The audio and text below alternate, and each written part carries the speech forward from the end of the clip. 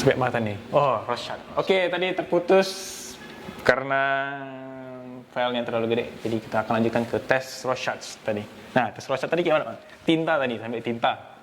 Dia bercak tinta yang berbentuk gambar, banyak jenis gambar. Tergantung si kliennya itu sebut gambar apa yang dia sebut. Tapi sebenarnya tinta itu sebenarnya tidak berbentuk apapun sebenarnya. Tapi tafsiran dia aja sebenarnya intinya. Tafsiran dia, supaya kita menangkap apa yang dia bilang itulah yang dia rasakan yang terjadi sama diri dia. Karena tes Rorschach ini digunakan pada saat orang yang mengalami masalah seperti pemerkosaan. Misalnya korban pemerkosa, korban kekerasan jenisnya gunakanlah alat tes itu. Untuk tahu dia trauma untuk kita mendapat informasi dari dia apa yang terjadi sama dia, apa yang dia rasakan dalam diri dia itu, batin dia itu seperti apa. Itu tes Rorschach itu bisa kapan aja dipakai? Tidak bisa, karena tujuan tes Rorschach itu untuk mengungkapkan itu tadi, yang permasalahan seperti kasus-kasus yang tadi, supaya dia itu mau bercerita sama kita, mengungkapkan apa yang terjadi pada diri dia, apa yang dia rasakan, supaya kita bisa memberikan pemecahan masalah buat dia. Seperti itu. Berarti intinya kayak kita orang itu sendiri yang menceritakan sebenarnya, tapi kan kita hanya memediasi itu melalui gambar itu. Oh, mantap nih. Tes ini tes grafis dan warteg. Tes grafis dan warteg itu dia lebih untuk kayak masuk kerja bisa dari situ menggunakan tes grafis warteg itu. Tes grafis itu yang gimana sih? Tes grafis itu misalnya bisa bilang kayak gambar pohon, kan pernah dengar nggak gambar waktu tes kita disuruh gambar pohon, gambar wajah orang, itu seperti itu dia. Nah, pohonnya yang kayak mana sih sebenarnya diharapkan? Ya banyak pohonnya, yang penting itu tidak bercabang satu. Kayak pohon pisang itu tidak bisa. Dia lebih pohon yang bercabang. Pohon beringin. Pohon beringin yang tidak boleh. Lah, tapi banyak cabangnya. Pohon beringin itu dia untuk kita ambil penilaiannya itu sulit lah pokoknya untuk ngambil. Kayak misalnya kita gambar pohon pisang tidak boleh, kecuali gambar pohon durian, pohon mangga. Itu boleh. Itu tentu boleh. Gitu boleh. Tadi banyak cabang. Pohon beringin yang paling banyak. Itulah yang dilarang, untuk pohon beringin jangan digambar kalau misalnya dalam tes itu.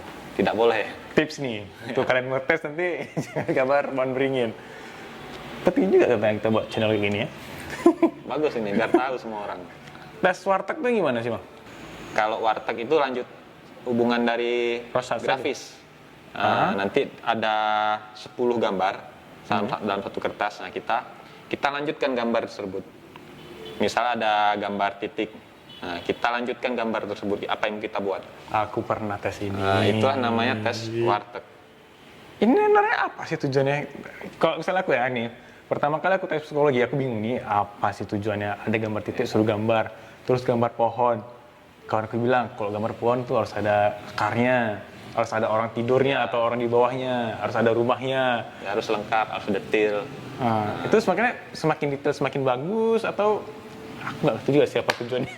Ya tergantung juga, kadang ada orang buat gambar yang tidak lengkap, tidak detail. Ada yang gambar, misalnya kayak gambar pohon, akarnya tidak ada. Ada yang orang buat pohon, akar-akarnya ada sampai rumput-rumput, tanahnya pun ada dibuat sama dia. Itu maknanya kan orang itu detail berarti? Itu maknanya dia itu lebih detail, bisa dibilang perfeksionis. Untuk hal-hal kecil dia lebih ikut memperhatikan. Ngeri orang seperti ini ya. Dari titik punya kesimpulan. Kalau titik itu dia lebih cenderung ke ini aja, dia itu kreatif atau tidak. Dari titik tadi itu ya.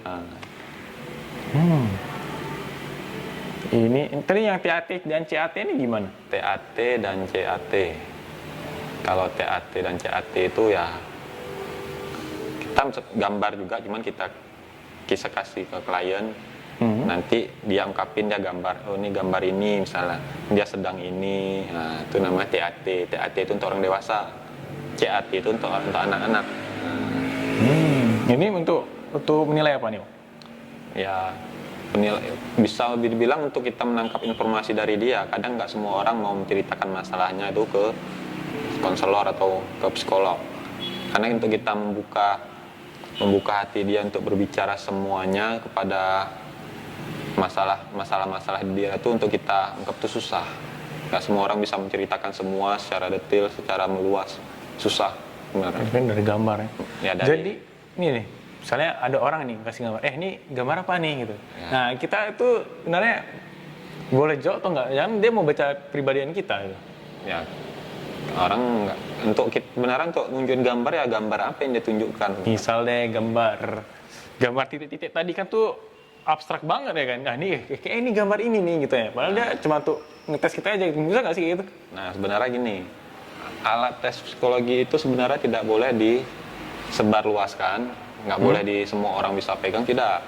Karena untuk mendapatkan semua alat tes psikologi itu kita harus punya sertifikat sebenarnya. So nggak bisa beli di toko. Nah, tidak bisa karena Di itu Google nggak. ya itu kan karena sudah disalahgunakan, disebarluaskan, jadi semua Tapi pasti ada seperti itu. Sebenarnya ya itu alat tes psikologi itu tidak boleh disebarluaskan secara seenaknya saja. Itu harus orang yang tamatan psikologi atau yang punya sertifikat lagi? Atau gimana? Sebenarnya itu ya harus orang yang psikologi juga, cuman harus ada sertifikat pendukungnya. Sertifikat pendukung itu sertifikat apa itu? Ya, kita harus kuliah lagi yang misalnya kayak S2. Kita S2 apa misalnya? S2 untuk konselor misalnya, untuk ambil profesi, lebih ke profesi ya. Kita ini ada ambil profesi lagi dia? ada dua. Yang pertama tadi yang Master Science sama yang profesi. Nah, berbeda dia. Yang profesi itu gimana tuh? Ya profesi itu dia kita harus lebih mendalam tentang psikologi sini. Misalnya profesinya psikolog berarti intinya? Ya, intinya itu psikolog. Kita lebih mendalami lagi untuk mengambil profesi tersebut. Oh berarti gini, misalnya kayak kedokteran dia SCAT dulu, terus koas, baru dapat dokternya. Ya. Kalau ini dia sekolah psikologi, SPSI, Ya. baru jadi psikolog. Psikolog. Oh gitu. Itu berapa lama? Ya tergantung masa studinya. Enggak, maksudnya untuk ambil profesi itu berapa lama? Ada yang 4 tahun, paling 3 tahun.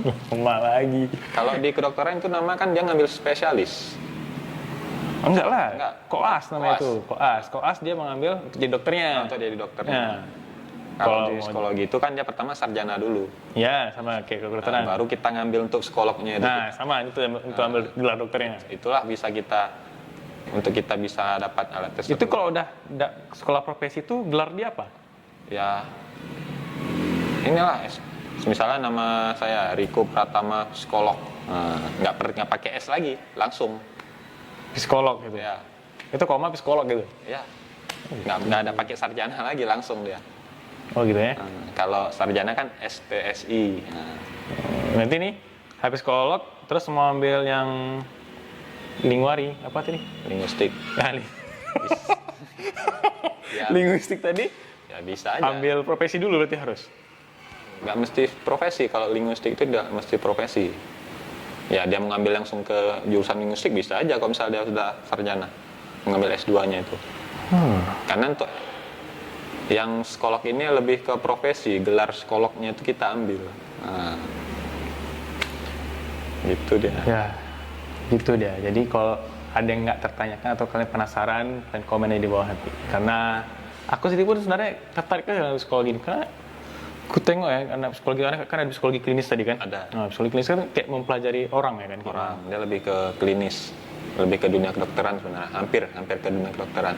Dia kayak skizofrenia itu dia pelajari di psikologi. Ya dipelajari di klinis itu skizofrenia. Orang kan bilangnya skizofrenia itu gila. Iya. Kalau dalam bahasa medisnya, dalam bahasa psikolognya itu skizofrenia namanya. Atau yang bipolar. Bipolar. Berarti masuk ke ranah kedokterannya dia ya. Ya. Berarti intinya kalau mau baca orang tuh di linguistik. Ya, dari tampilan wajah dia, dari cara dia berbicara, pokoknya menggambarkan karakter dia lah, bisa kita baca. Di linguistik. Berarti kalau yang lain tuh harus pakai tes-tes yang tadi, titik, gambar pohon. Ya, Di situ ya. itu namanya alat tesnya ya. Banyak lagi alat tesnya sebenarnya. Cuman ya tergantung dari pihak prodinya. Tiap prodi bagaimana ya. Tapi untuk ini aja pun menurutku ini udah cukup untuk menjelaskan kayak mana sih seseorang itu. Aku mau tanya deh, orang psikologi bisa nebak sih pacarnya kayak mana?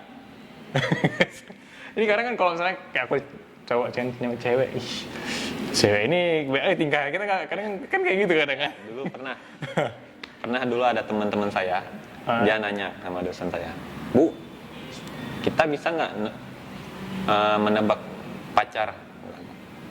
Misalnya pacar saya kayak gini nih, cerewet kali Bu. Ya gimana tuh? Ya, dosen saya mungkin dia bercanda ya, dia bilang, bisa kamu tunjukin aja alat tes psikologi, dia bilang. Kamu tes aja dia. Kamu tes nanti kamu lihat, kamu penilai sendiri ya gimana hasilnya. Ya itulah karakter pacar kamu, dia bilang. Gitu berarti bisa ya? Ya bisa aja, tergantung orangnya. Kadang kita kan punya pacar, misalnya orang punya pacar kan, Bang saya punya pacar nih, tolonglah, saya mau lihat karakter dia gimana nih, karena sehari-hari dia ribut sama dia, cerewet kali dia. Itu bisa ya? Seru nih. Apalagi kalau cewek punya pacar psikolog, pasti keren. Itu lebih perhatian. juga. Karena emang udah ngerti karakternya ya. Susah juga nih orang psikologi bisa jadi buaya nanti. Tapi ini kalau ada teman saya, dia mendalami kali psikologi ini. Sampai hal-hal detail pun, hal-hal detail, permasalahan detail pun dia perhatiin. Contohnya? Dia selalu perfeksionis. Misalnya dalam keseharian dia itu mau pergi kampus, sebelum berangkat itu dia nggak langsung berangkat. Udah sampai depan rumah, semua dicek lagi ada, sampai bongkar tas. Ada yang ketinggalan nggak nih?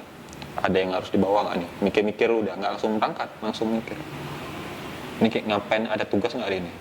Ada kerjaan apa di kampus hari ini? Nah, itu OCD nggak sih, obsesi kompulsif tuh? Nggak. Bukan. Itu kan dia ngetes ulang, ngecek ulang kan kayak gitu kan orang-orang OCD itu. Ini beda lagi. Ini dia lebih ke apa dibilangnya?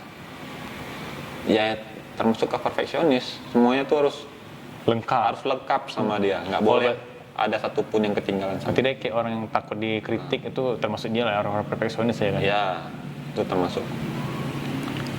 Oke, Mariko, ini memang cukup jelas sekali sih untuk psikologi. Jadi untuk teman-teman untuk yang belajar psikologi ini keren.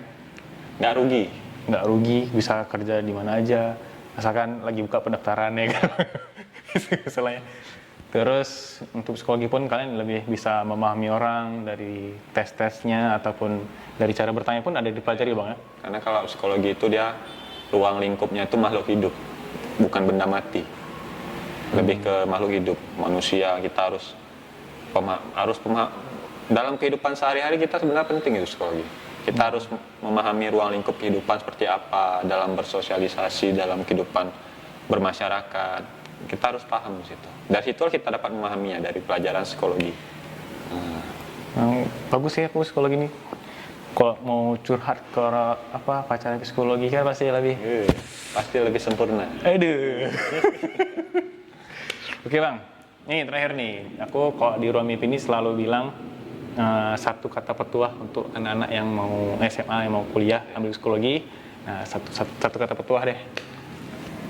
Kalau dari saya sendiri, untuk anak-anak muda atau apalagi untuk anak-anak SMA yang mau kuliah, jangan pernah patah semangatnya dalam belajar. Terutama setelah masuk kuliah, jangan langsung patah semangat, langsung down. Oh ini merasa sulit. Itu jangan. Di awal kan?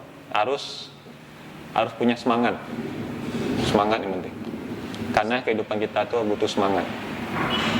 Jadi semangatnya hampir hilang ya kan? Ya. Oke Bang, kalau itu terima kasih untuk udah datang ke acara kami. Mudah-mudahan ini menjadi berkah untuk kita semua. Amin. Assalamualaikum warahmatullahi wabarakatuh. Selamat jumpa di ruang mimpi berikutnya.